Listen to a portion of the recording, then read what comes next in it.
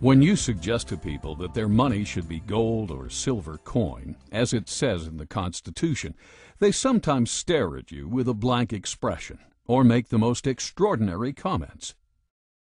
Do you feel that our paper currency should still be backed by gold or silver?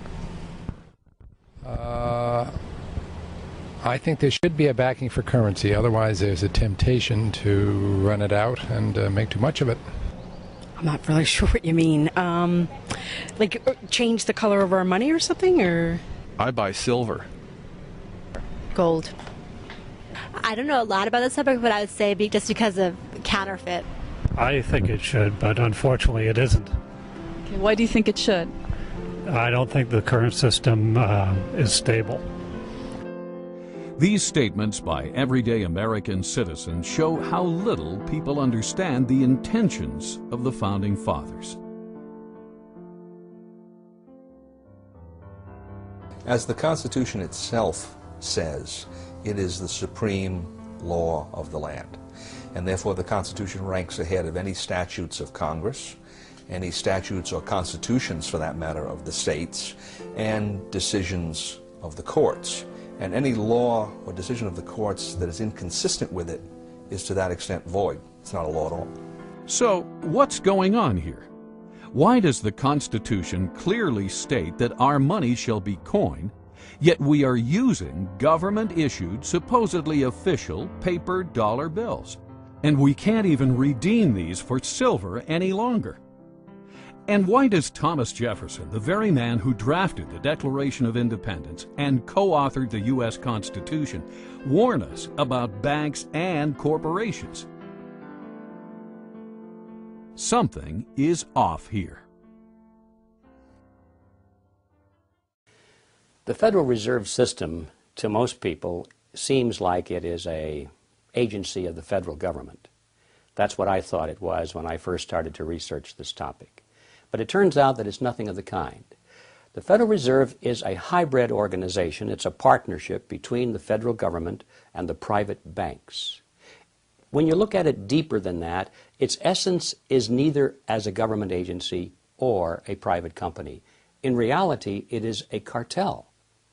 In other words, it's no different in essence than a banana cartel or a sugar cartel or an oil cartel. It's a grouping of the large private corporations in the field, banking, who have come together to create agreement between themselves to limit competition, to preserve their profits, and to make sure that no newcomers come in and take away their position. That's what cartels are always designed to do. And it's a shocking thing to realize that something as prestigious as the Federal Reserve System, at its core, is nothing more or less than a banking cartel with exactly those same objectives. The motivation for Congress to go into partnership with the elite bankers who formed the Federal Reserve is clear. Endless amounts of money could effectively be printed up and lent to Congress. Thus, individual congressmen would no longer be forced to depend on raising taxes to generate additional revenue, an unpopular action that can cost them re-election. Ironically, if there were no Federal Reserve, there may have been no need for an income tax. The country did fine without it for 137 years. The income tax amendment was introduced the same year the Federal Reserve System was formed, 1913. Coincidence? Prior to the formation of the Federal Reserve System, the country never did better. In fact, that was the problem, at least for the major banks. Capital formation, also known as savings, was happening all over America. Other than panics, many of which were caused by unethical lending practices, America was doing great. So much so, the big New York banks were losing business. But why isn't the mainstream media telling us this story? What would motivate them to refrain from a critical interpretation of banking history and the Federal Reserve System, especially today, when they broadcast critical, even intimate reports on every other aspect of life? I consider the Federal Reserve Act and the creation of the Federal Reserve as being unconstitutional. It gave the government then the power to create legal tender out of thin air, that is, to create paper money. And although they didn't do that overnight, between 1913 and 1971, that is exactly what happened. But the notion of a central bank does not fit into the Constitution. The Congress has the authority to coin money, and only gold and silver should be legal tender. And this is an absolute contradiction of the Constitution to have a Federal Reserve System and a central bank. Not a lot of American people understand it, and I would add that probably not too many people here in the Congress understand it either. I think they see it as a convenience, and I think a lot of other people see it as a convenience because they think they're protected by the type of system that we have. But a fiat monetary system or a paper money system is merely a system where the government has this power and authority to dictate and insist that a piece of paper is legal tender. And even members of the banking committee have come up to me and they said, "You mean our dollar isn't backed by gold anymore?" Not realizing that the Federal Reserve really accommodates big government bureaucrats and politicians. There's another major problem with the system in that the system is a cartel structure, which means that they've taken all the banks in the country and put them into one economic unit that's essentially regulated from the top by the Board of Governors of the Federal Reserve System. Comes 1932-33, you had the crash. The Roosevelt administration came in, and one of the first important pieces of legislation that was passed was the National Industrial Recovery Act of 1933. And the National Industrial Recovery Act of 1933 did for all industries in the economy the same thing that the Federal Reserve System did for the banks in 1913. It created a cartel structure. All the steel producers were in one group, poultry people were in another group, mining people were in another group, and on top of this whole thing was something that looked like the Board of Governors called the National Recovery Administration. The National Industrial Recovery Act was challenged as to its constitutionality, and a case went to the Supreme Court in 1935, the Schechter poultry case. And the Supreme Court unanimously declared it unconstitutional. They said this kind of delegation of power by Congress to private parties is, and this is an exact quote, unknown to our law, unquote. You couldn't find it anywhere by any method of interpretation, simply unknown. Well, the difference between the National Industrial Recovery Act and the Federal Reserve Act is essentially zero. The peculiarity here is that the Federal Reserve Act has never gotten that question to the Supreme Court. Let's take a second look at the words of Thomas Jefferson. A deeper look at exactly who owns and operates the private banks known as the Federal Reserve System, and what their mission statement might be. The banks and corporations that will grow up around them will deprive the people of all their prosperity. Interesting that Jefferson not only mentions the banks that will grow up, but the corporations as well. Bear in mind that each one of the Federal Reserve Banks is basically a private corporation. Neither you and I, the people, nor the federal government for that matter, own these corporations, these so-called banks. They are owned by other corporations, known as member banks. The Fed was formed not in Washington, D.C., not in the halls of Congress or some meeting room, but it was formed on a private island off the coast of Georgia called Jekyll Island. This island in those days was a club they called the Jekyll Island Club, and its members were a relatively small group of billionaires from New York, people like J.P. Morgan and William Rockefeller and their business associates. When they went to the island, they all traveled aboard the private railroad car of Senator Nelson Aldrich. This was November of 1910, and he and 6 other men were told they mustn't be seen together, they couldn't dine together on that evening, and they must avoid newspaper reporters at all costs. One of them carried a shotgun. Just in case he had been confronted by a reporter, he was prepared to tell them that he was going on a duck hunting trip. When they got on board this railroad car, they were told not to address each other by last names, first names only. And 2 of them even went further, and they adopted code names. They were concerned that the identities of all of these 7 men might be known to the servants on board the car, and that the servants might talk about it. And in that fashion, the word would get out. Even when they got to the island and went to the clubhouse, they had replaced all of the normal servants with new servants who didn't know any of these people. And they created the Federal Reserve under those kinds of conditions of great secrecy. I can assure you that very few wars of history have ever been plotted under conditions of greater secrecy than that. According to accidental releases of Fed stockholder information, as of 11:05 a.m., Tuesday, July 26, 1983, 5 member banks own 53% of the stock in the Federal Reserve Bank of New York, the most major of the 12 Federal Reserve banks around the country.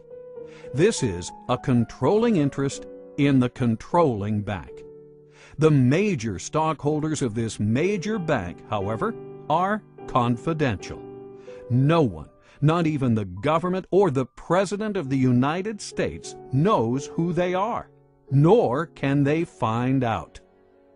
We all began to lose track of this ownership on Tuesday, the 26th of July, 1983.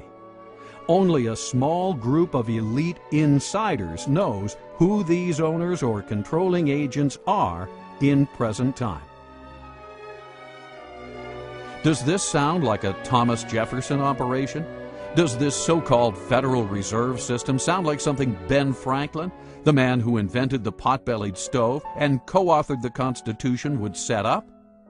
Or does this system sound more like something George Orwell would write about in his nightmare book, 1984? Again, G. Edward Griffin. In those days, there was a great deal of concern among the American people about the concentration of financial power in the hands of a few very wealthy and powerful financial interests in Wall Street. They called this the money trust. And the cry in those days was to break the grip of the money trust. And one of the primary purposes of the Federal Reserve Act, as it was promoted to the American people, was just that, to break the grip of the money trust. They were going to write a law that was going to take the power away from these people and put it in the hands of their trustworthy politicians, you see. Put it in the hands of the people through the electoral process. That was the propaganda behind the Federal Reserve System.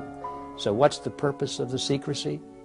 It's because when you look at the list of these people who went, they were the money trust. They were the representatives of the banks, of J.P. Morgan, the Rockefellers. They represented Kuhn Loeb and Company, Warburgs in Germany and the Netherlands, and the Rothschilds in England. This was the money trust, not only of the United States, but of the world. Had that fact been known, who these people were that were drafting the Federal Reserve System, the trick would have been exposed, and the public never would have adopted the Federal Reserve Act as, in fact, they did. When you think about the significance of the Federal Reserve Act being passed under those conditions, the American people didn't know, but it was the banking interests that were behind it. Powerful banking interests, because they wanted their assets protected. They wanted the Federal Reserve to be the lender of last resort. So if they had been loaning out and risking the money, and these loans go bad, instead of having the market take care of this, they wanted bailed out. And this is why it was a tremendous popular thing to do for the banks and, of course, the big business people who were borrowing the money. So it was very, very special interest directed, and it was designed for the elite. And even today, a lot of people don't quite understand that. So it's an educational job as well outside of Washington, but hopefully someday people here in Washington, especially the members of the Banking Committee, will gain some interest in this subject, because ultimately we will have to address it. Where does Congress get most of its funding? I would like to say from us, but I'm sure they have foreign investors that they also get their money from. Okay. Taxes. People? Government?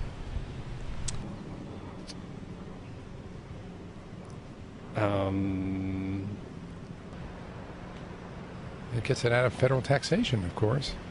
From taxes, but if you mean today, a great deal we're getting from China buying treasury bills. They print it. And can you elaborate on that? They have no funding. They have no money. It's all puff and mirrors. They have no money. It's all an illusion. There's not much in back of it. As we can see, the average American citizen has conflicting ideas as to where Congress gets its funding. In actuality, Congress gets most of it by borrowing it from the Federal Reserve. The Federal Reserve gets the so-called money by effectively printing it up. The whole process is known as the Mandrake mechanism. Thus, today's paper currency, far from the gold and silver coinage stipulated by the founders, is essentially created out of thin air. Most people are alarmed when they hear about the fact that the Fed can create money out of nothing and charge interest on it, so-called interest. It starts with Congress. Remember, a moment ago I said that the Federal Reserve System was a partnership between a cartel and the federal government. Mr. Chairman, we've got to go vote, and we want to thank you for being here with us for today. And, well, if there's a partnership, thank you also for, there's a reason for the partners, both of them, to be in it, or they wouldn't more be. than a pleasure. So why is the banking fraternity in this partnership, and why are the politicians in it? Congress needs more money. They always need more money. They like to spend money. That gets them elected. They don't like to raise taxes because that gets them unelected. The answer, of course, is that they borrow it. If you're not going to tax it from somebody, you can borrow it from somebody else. And that's why we have government bonds and treasury notes and bills and so forth. And we have what's called the national debt, because they've borrowed money to pay for current expenses that they don't want to pay for through taxes, because that would be unpopular. So 30 days after they borrowed $1 billion, or 60 days, whatever the term of the loan is, they have to pay that money back. Well, lo and behold, it turns out that the congressmen and the senators are still not taking in as much money in taxes as they are spending in benefits, so they don't have the money to repay the loan. So what do? Easy. Borrow some more. Borrow enough to pay back the original loan, plus a little bit more to keep them in office. So this process goes on and on and on, and that's why we have the national debt growing and growing and growing. The Federal Reserve enters the picture at this stage because, you see, they can never borrow enough from the private sector. There's never enough existing money out there for the politicians to borrow. So what do? They go to the Federal Reserve System, and by agreement, remember this is their partner now, the Federal Reserve System agrees literally to create the money that they're going to lend to the government.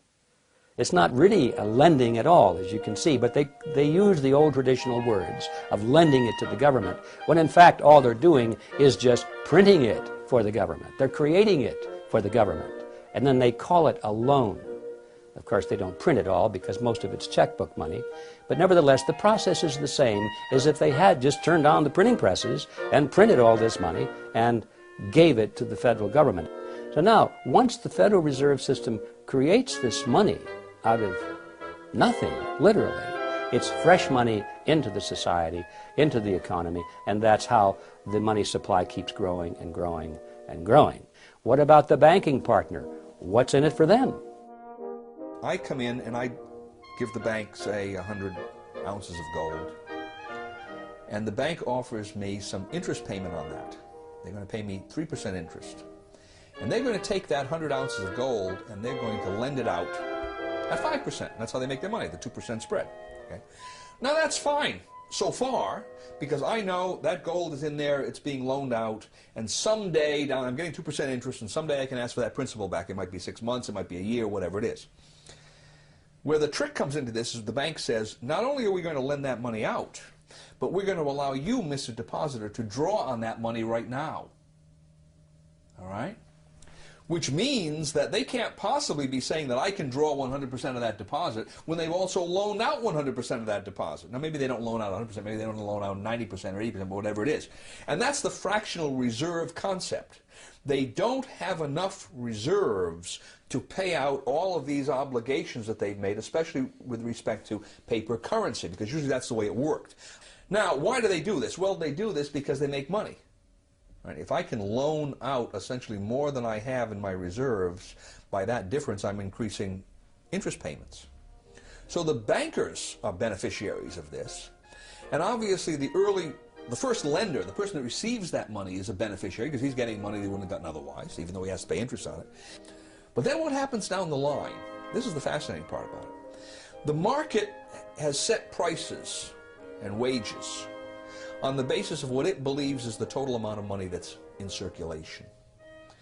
Along come the banks and they start generating new money that the market doesn't know about. He finds out about it because the money goes into circulation. So I'm the first user of this money. I've just received the loan from the bank. I'm going to go out and buy cement with it. And when I buy cement with it, cement is at the original market price. Now, as that money starts percolating into society, the market realizes there's more money than there was before. More money chasing the same amount of goods means the prices of goods go up, right? So eventually, somewhere down the line, that same cement that I just bought for $5 a pound is going to cost someone else $6 a pound. Now, if he buys that cement at $6 a pound before his income has increased commensurately, what's happening to his real wealth? He's losing real wealth, right? His costs have gone up, his income stays the same, his real wealth is decreased. Whose real wealth has increased in this transaction? Mine and the bank's, because we got the full value of the money right at the beginning. So this system transfers wealth. Somehow, you can't exactly follow it, but the principle is there. It transfers wealth from society to the creators of money. For every $1 billion that's put into the banks, I, as a commercial banker, can create an additional $9 billion and push them out into the economy as loans.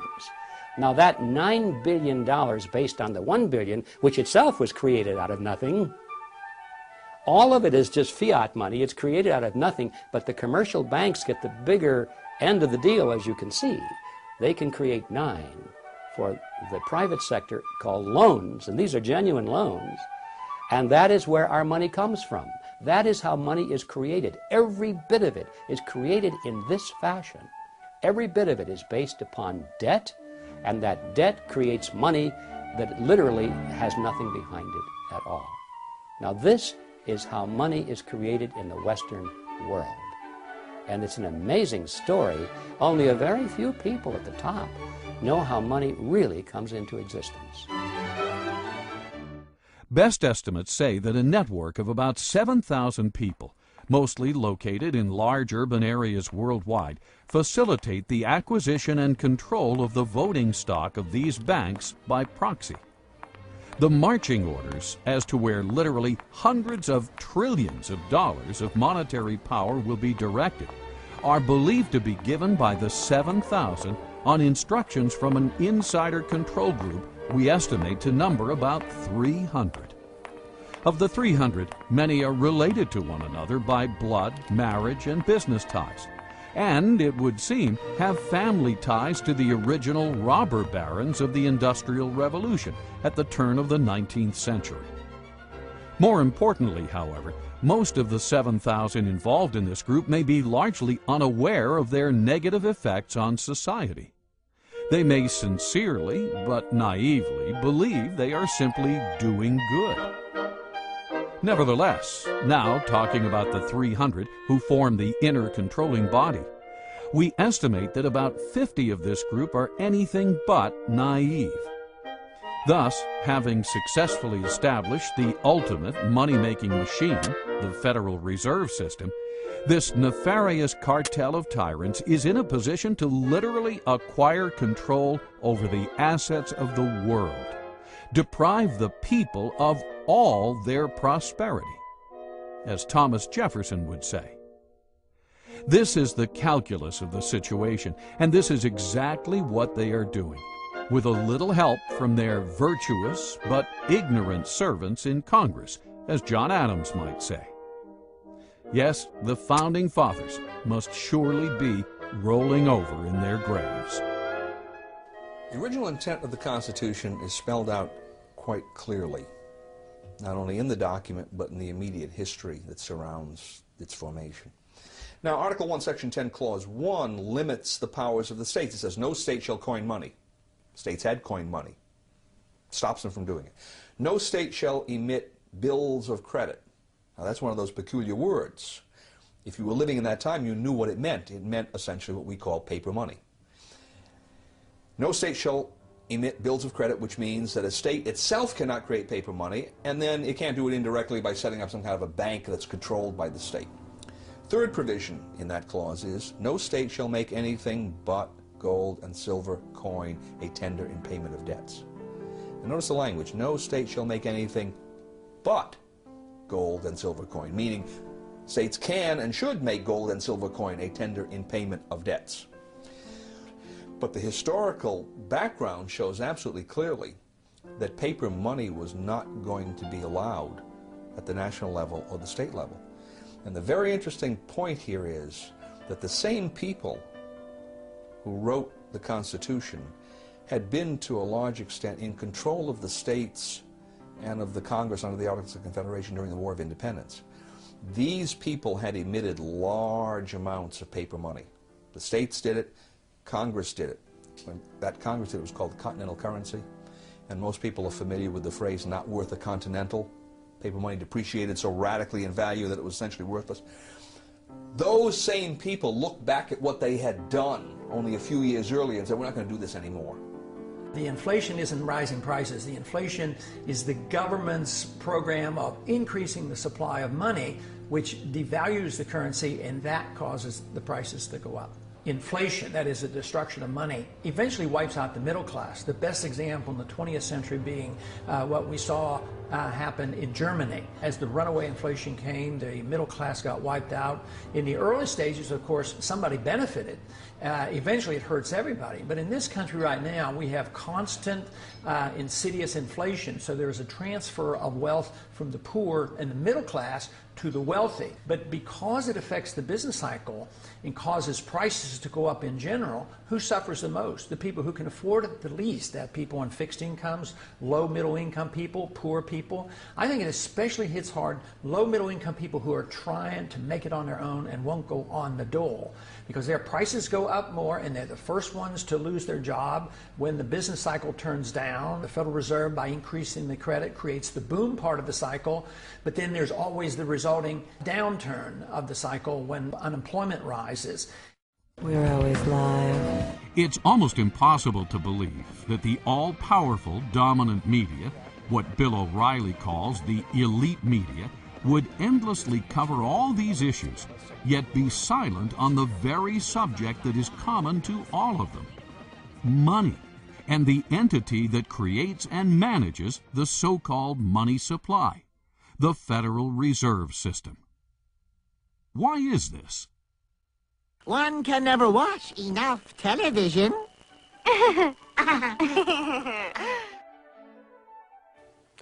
There has been a tremendous concentration of the mass media over the last 50 years, from over 100 companies to 6 companies. Back in the 1934 Communications Act, each media company was only allowed to own a handful of stations, and they weren't allowed to have cross-ownership. They couldn't own all the media in your town. Now they can own more and more because congressmen who've gotten elected as a result of the mass media have given them more and more. That means very few people have the right to speak to us over television, over radio, through the New York Times, the LA Times, the different news media.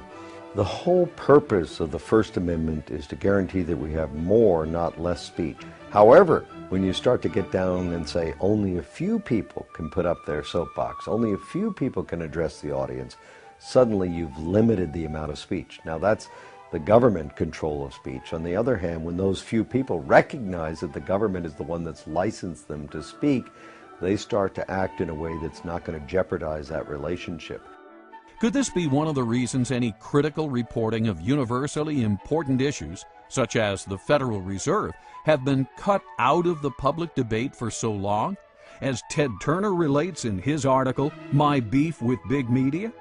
Why would major media corporations that control the information flow to 95% of the American citizens, fail to report on the detrimental activities of the Federal Reserve System, a government-sanctioned, quasi-private banking cartel that literally controls 100% of the money flow to the same citizens, as well as the lion's share of the money flow to Congress itself. The amount of money it costs today to run for Congress or even to run for president is obscene. And most of that money goes into television commercials and spots and all of the mass media advertising that needs to be done to reach the 295 million Americans, a vast number of people.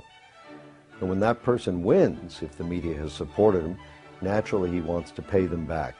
He may not think of that consciously, but in appropriating licenses and expanding territories and allowing them to own more than one media outlet, that's exactly what happens.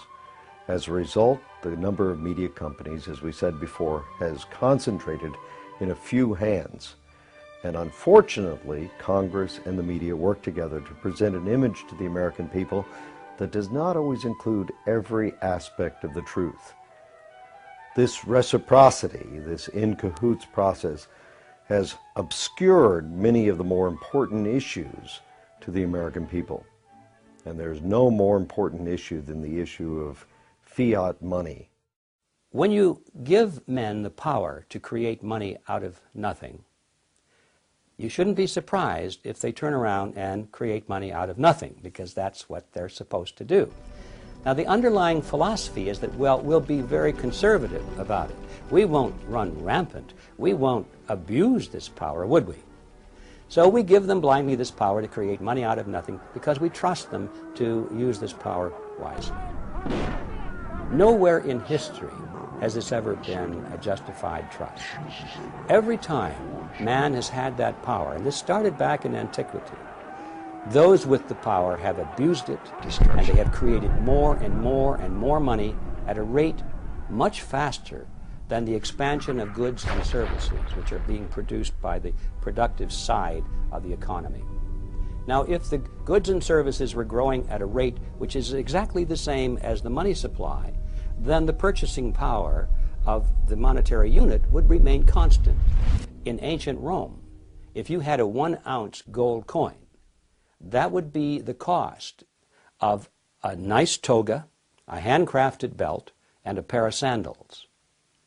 Today, thousands of years later, if you have a 1-ounce gold coin and you convert that into Federal Reserve notes, you can walk into a store and buy a nice suit, a handcrafted belt, and a pair of shoes. The real price of those items, and all items for that matter, throughout history, does not change when measured in terms of something of intrinsic value, such as gold or silver, because those things take human effort to produce as well as the belt, the toga, and the sandals. Both of them take human effort to produce, and that's why they maintain value with each other. But once you break that away, and you give men the power to expand the money supply without that discipline, they're going to expand the money supply faster than the increase in goods and services, and then you're going to have this difference in purchasing power. We call it inflation. Well, it's always politically popular to impose financial burdens on somebody else. It tends to be politically difficult to impose financial burdens on someone who's living alongside of you, because they tend to have votes and they tend to have representatives who will take their position. It's fairly easy to impose a financial burden on the future because the future generation tends not to have any votes or representation at all in the present. As soon as you start talking about monetization of debt, where the banks come in and now buy governmental debt with new money that the banks have created through this special privilege they have of creating money in the Federal Reserve System, the redistribution of wealth that takes place through that process, most people don't understand. It happens through depreciation of currency, and the depreciation of currency usually leads to increases in prices, which the average person calls inflation. Inflation is really the increase in the money supply. The prices increase as a consequence of that. But the average person doesn't understand how this happens, and he's going to blame gold speculators in Switzerland. He's going to blame greedy unions. He's going to blame price gouging. He's going to blame everybody but Congress and the banking system. So it's easy politically through monetization of debt to expand borrowing beyond prudent levels. Now why is that tyrannous?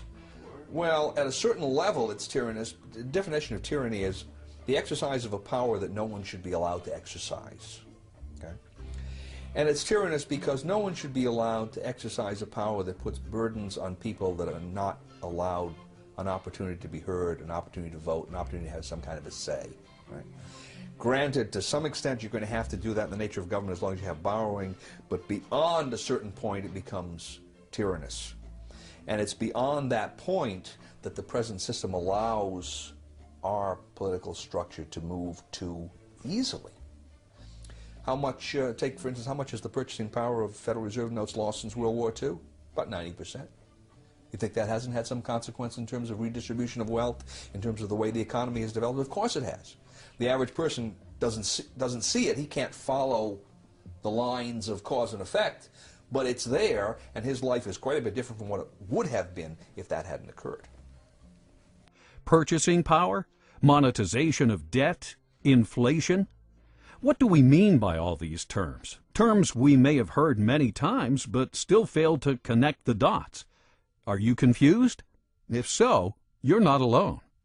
Inflation, I think, is a bad word because really we think of inflation as rising prices. But in reality, what's happening, prices are not going up. It's that the value of the dollar or the monetary unit is going down. That's what's really happening if we understand the process. And it's a tax, therefore. Our lost purchasing power, what we have to pay more for a bag of groceries today than we did 5 years ago, comes out of our pocket, comes out of our earning capacity. That is value which we should have, but it's been taken from us through a process that we call inflation, but in reality it's a hidden tax. Inflation is the result of being able to create money out of nothing. And that is the power we have given to the Federal Reserve System. Therefore, we can say that the Federal Reserve System is the agency of a hidden tax called inflation. Since the early 1900s, almost no one talks about the country's banking system anymore. What happened? There was a shooting, then there was nothing.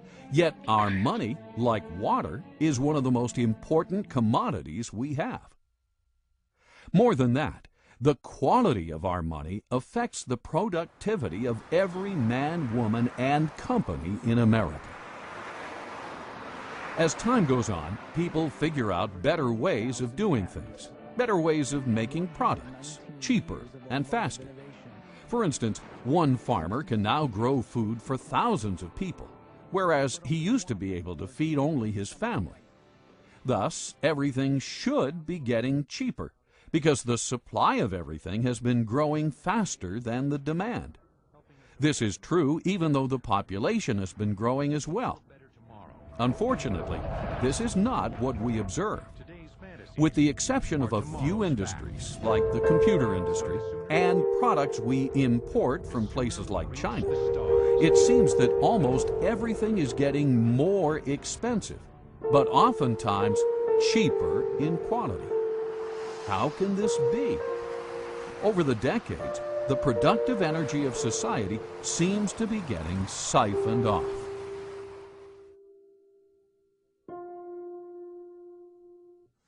Well, it's hard to predict, but I certainly think it's possible because I think the financial bubble worldwide is something that we have never experienced before. We've had tastes of that. But Alan Greenspan, in one way, is a genius, and in another way, he is an unbelievable threat to us. He's a genius in the sense that in a technical fashion, he's been able to keep this system of inflation together longer than anybody else has been able to, especially in this last go-around from 2000 on. With the collapse of the NASDAQ bubble, we really didn't have much of a recession because he immediately started inflating massively, taking interest rates down to 1%. And now, of course, he's a little bit frightened about the bubble, and he's curtailing credit to some degree. But the dollar has become the gold of the world. The world central banks have accepted the dollar as if it were gold. Greenspan claims that they have gotten the paper money to act as if it is gold, which I strongly disagree with, and all the hard money people disagree with. But I believe he's been capable of creating this huge financial bubble, and the world has not yet seen what may come of this. So I suspect that depending on when it comes and what we do, it could very well end up into a much worse situation than the Great Depression. But if the country decided, well, something has to be done, and we went to a gold standard and limited the creation of credit, curtailed the power of the Fed, I think it would iron out all our difficulties. When Argentina periodically would just quit inflating and maybe tie their currency to even the dollar. Price inflation went like from hundreds of percent per year down to 2% or 3%. So it's rather rapid. So you would see an immediate benefit. You would iron out the severe swings in the business cycle. The price problems would be diminished. But the one thing we'd have to give up, which to me would be a benefit, government would have to curtail spending, because they can't tax the people enough to pay for all those bills. So we would have to curtail our spending. So that would be, to me, a tremendous boost to the American people and to the economy. At the same time, we gave sound money. I mean, this would be fantastic. Within months, there would be some people who would suffer from the adjustment period, but it might be the people who have benefited so much over these years. But the average person, the poor person, the jobs would become available. So it would not take a long, long time. What would take a long time is if we refuse to consider it and the problems get worse and we have a severe recession or depression and huge inflation and we do all the wrong things. That is what we should work so hard against. We must get rid of the fiat money system. How do you do that? Well, the first step, of course, the big step, the biggest imaginable step, is for people to realize that they even have one. I mean, how many people walking up and down the streets that go into the polls each year and elect their leaders, how many people know that we have a fiat money system? How are we going to change that unless we have an understanding, an educational foundation at the electoral level? So this is where we have to start. Because so many people in the U.S. are now semi-illiterate, thanks to the government-sponsored public school system, it may be possible to stimulate a discussion on the Federal Reserve only through films and TV shows. In many ways, film has replaced the written word for the masses. What is the Federal Reserve System? It's where they generate the money and they keep the money, I think. Federal Reserve System is a banking structure owned by the banks and run by the government. No, I don't know much about this. Okay, thank you. It's a system of balancing the flow of currency throughout the United States so that as banks need to have liquidity, they have it, and as they need to tighten up money, they tighten it up. Similar to what you had said earlier about having the reserves for when we go in a crisis or something, and you need to have that actual backing, not just the dollar currency, because paper is paper, and if you don't have that gold or silver behind it, then it's just going to be paper. It was established in if I guessed, I'm not sure, 1913 perhaps, to establish stability in the American financial system. I don't know the answer to that. What is a system? It's a banking system that's run by the government. It's almost like a fourth branch, but it's run by the government, and it's guaranteeing that banks will remain stable. And if they're not stable, they'll take it over. A way of backing up the money. I don't know. Yeah. And what is the Federal Reserve System? Well, do you want Andrew Jackson's opinion of the Federal Reserve System or what? Your opinion. I liked his. It's a bunch of organized crooks. Wow. Now that citizen is informed. Too bad everyone is not as aware of how far we have strayed from our founding principles.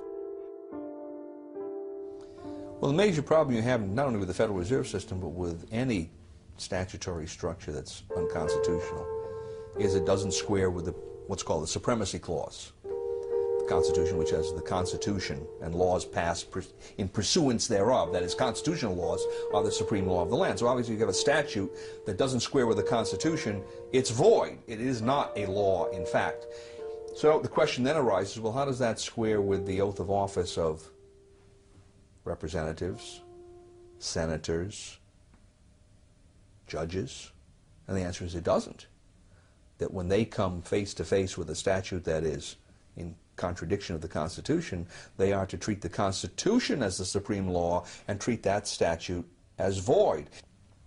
So that's number one. Here we have a system, the Federal Reserve System, that has all of these constitutional problems, and everyone is essentially looking in the opposite direction. So that doesn't square with the oath of office. And one would think that the president, being the head of the executive department, in which we find the Treasury, Department of Treasury, right, which interacts quite closely with the Federal Reserve, might have something direct to say about that. And then, of course, the president has a specific constitutional duty to take care that the laws be faithfully executed, and the supreme law of the land is the Constitution. So you would expect, on top of all of this, that he would be saying, wait a minute, if the Constitution doesn't square with the Federal Reserve Act in one or more ways, then I should be giving directives to the Secretary of the Treasury to take certain kinds of action to deal with that. And, of course, we see exactly the opposite. We see the Federal Reserve people, usually the chairman of the Federal Reserve, comes to Congress, and he tells Congress directly, and usually tells the president, at least indirectly, here's how monetary policy is going to be implemented. So the Federal Reserve is the tail that's wagging the dog when we have all of these questions that it may not be legitimate at all in whole or in part. If you want to see the way power goes in a system or the way the laws are corrupted, follow the money, and the Federal Reserve is a huge agency for the creation of money. If you study monetary history throughout thousands of years, you will find out that paper money has been tried many, many times, and it never succeeds. It always ends badly. The question is when will the dollar end badly? Will it be next year, or in 5 years, or 10 years? I'm convinced it will end unless we do the right things, and that is restore soundness to the money, put restraints on our government, either strictly curtail the power of the Fed or get rid of the Fed. That will be the only way you can save the dollar. But if we continue to do what we're doing now, we will eventually destroy the dollar. Throughout history, as governments grow, they limit the individual's rights. The same thing happened in the Roman Empire. We know this from history, but we also know it from Shakespeare's wonderful play, Julius Caesar. As we start moving toward a bigger and bigger government, it's going to mean that the individual no longer has the right to own his property, the right to do what he wants, the right to live freely, the right to worship as he wants, the right to speak as he wants. The government starts to tell us what to do. Most of the time they think they're telling us what to do in their best interest, but the trouble is that government, as Adam Smith pointed out, John Locke pointed out, as the great thinkers of all time have always pointed out, don't really know what's right to do. Government often makes the wrong choices because it doesn't understand the consequences of its actions. So even when it doesn't desire to be a nefarious force, to be a dark force, it often is. The problem that we have is the result of legislation. Congress has to make fundamental changes in the present system. I don't think that it's possible to impose from the top down even the constitutional system,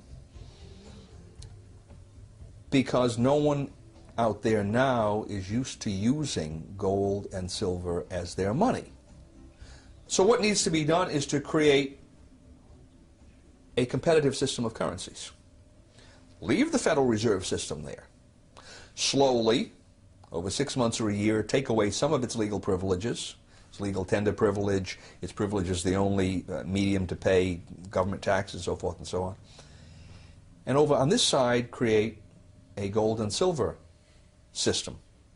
And then you will have competition between the two, the paper money price structure and the gold and silver price structure. And it will be a competition. What happened is, in this competition, gold and silver would win out, because in competition the free market usually wins out over governmental intervention and special privileges.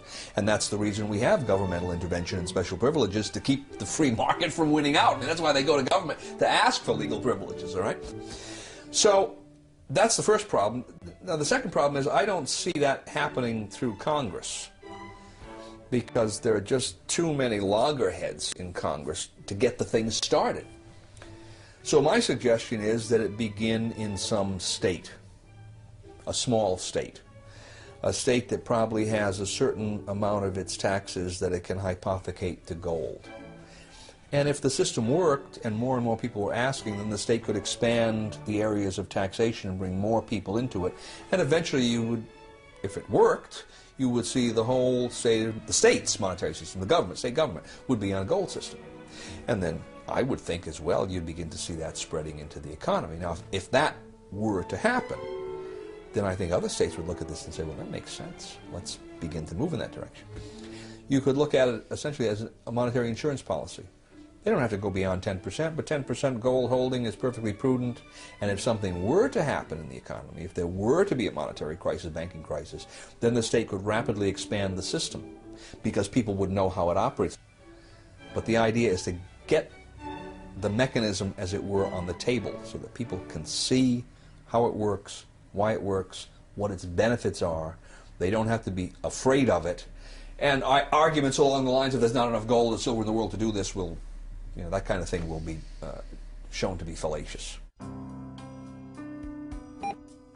Concerned citizens should be asking themselves questions like, why do you feel like you're on a treadmill that's constantly running faster?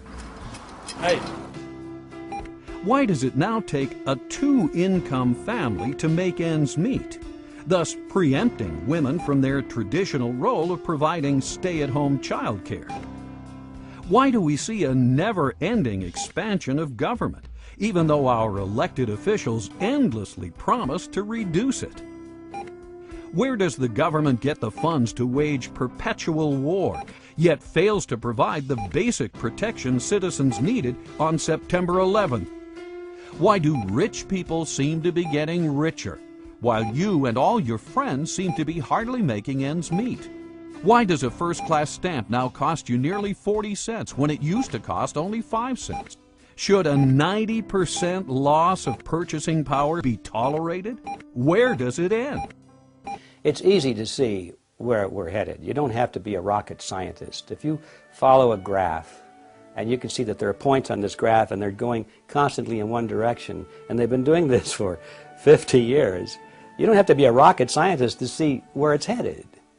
Where this graph is headed is for total destruction of our monetary system. Our money will be totally worthless, and it'll probably be reissued in the form of some international currency, which will be equally worthless. But the value to these people is that once it's on an international basis, there's nowhere else to go. Right now, if you don't like American dollars, you can buy Japanese yen. If you don't like that, you can buy Swiss francs. If you don't like that, you can move to whatever currency seems to be having a little better track record. Once there's an international monetary system in place, modeled completely and exactly after the Federal Reserve System, it's exactly the same, then there's no place else to go, folks. You've had it. So that's where it's headed, and if we don't turn this thing around, I think we're going to be living in kind of a modern serfdom. And we'll be serving masters, and they won't be living in the big castles that we can see at least, and say, well, that's where the master lives up there, and we're tilling his field. Our masters will be the bankers and the politicians, and they'll live in big houses, but they won't be castles. But we'll be serving masters nevertheless, and we'll be thinking they're wonderful people without realizing that they are our masters. If the United States went back to constitutional money, it would be an amazingly wonderful event, because it wouldn't be just going back to constitutional money. In order for that to happen, that means you'd have to assume a groundswell of awakening on the part of the electorate. And they would understand not only what's happening in the monetary system, but what's happening across the board in our political system. I think we would have a great resurgence of prosperity and tranquility. That means that the electorate would have to be questioning a lot of other things in our society as well. And I think we would see an improvement across the board, and I look forward to that day. Americans need to stay on top of one of their most influential institutions, the Federal Reserve System. They need to start asking questions, not only of their representatives, but of no less than the President of the United States, whose sworn duty is to uphold the law of the land, especially the supreme law of the land, the U.S. Constitution.